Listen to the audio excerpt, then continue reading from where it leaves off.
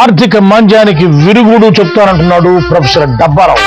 మరి ఈయన ఏం చెప్తున్నాడో చూద్దామా?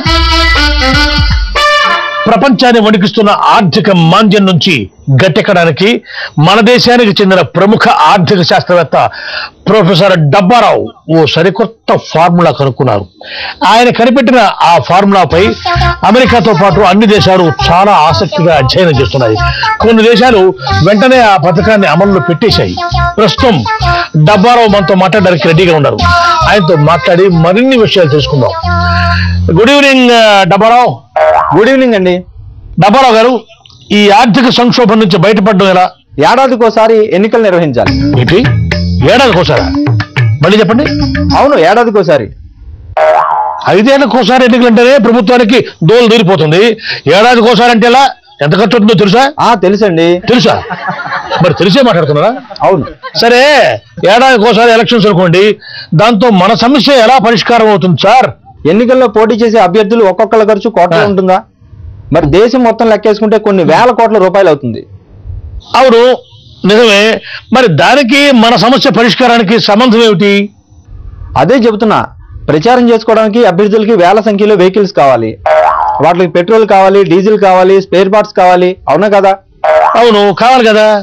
వీటి మీద పెట్టే ఖర్చుతో ట్రాన్స్పోర్ట్ రంగం ఊపందుకుంటుంది. ఓహో. కార్యకర్తలకు ప్రజలకి పంచడానికి మద్యం కావాలా వద్దా? అవును, కావాలి కదా.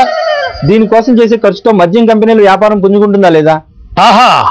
ప్రత్యర్థికి తీసిపోని విధంగా ప్రచారం చేసుకోవాలి కదా. అవును, చేసుకోవాలి కదా. పబ్లిక్ రిలేషన్స్ ఏజెన్సీలు, యాడ్ ఏజెన్సీలతో పాటు లోకల్ ఆర్టిస్టులు కూడా గిరాకీ పెరిగిపోతుంది. అలాగా? అంతేకాదు, పార్టీలు ఇచ్చే ప్రకటనలతో పత్రికలు, టీవీ ఛానల్స్ కూడా బోల్డ్ అంత రెవెన్యూ. చాలా ఇంట్రెస్టింగ్ గా ఉంది. చెప్పండి చెప్పండి. ఇంకా కార్యకర్తల భోజనాల కోసం గుడ్లు, చికెన్, మటన్లు తప్పనిసరా? అవును సుమా, ఇది చాలా ఇంపార్టెంట్. మరి వీటి మీద చేసే ఖర్చుతో పౌల్ట్రీ పరిశ్రమ ఊపందుకుంటుందా లేదా? క్యాటరింగ్ సంస్థలకి, హోటల్స్ కి కూడా డిమాండ్ దండిగా ఉంటుంది. 100% కరెక్ట్. భోజనాలతో పాటు వసతి కూడా ముఖ్యమే కదా. ఈ సీజన్ లో మీడియం స్థాయి హోటల్స్, లాడ్జీలకు మంచి బిజినెస్ అవుతుంది. Yes, you are correct. అభ్యర్థుల అనుచరులు, ఓటర్ల చేతుల్లో పెద్ద ఎత్తున క్యాష్ ఇచ్చబడుతుంది ఎలక్షన్స్ అంటే. వాళ్ళంతా ఈ మొత్తాన్ని మళ్ళీ రకరకాల వినియోగస్తుల కొనుగోలుకు ఉపయోగిస్తారా లేదా?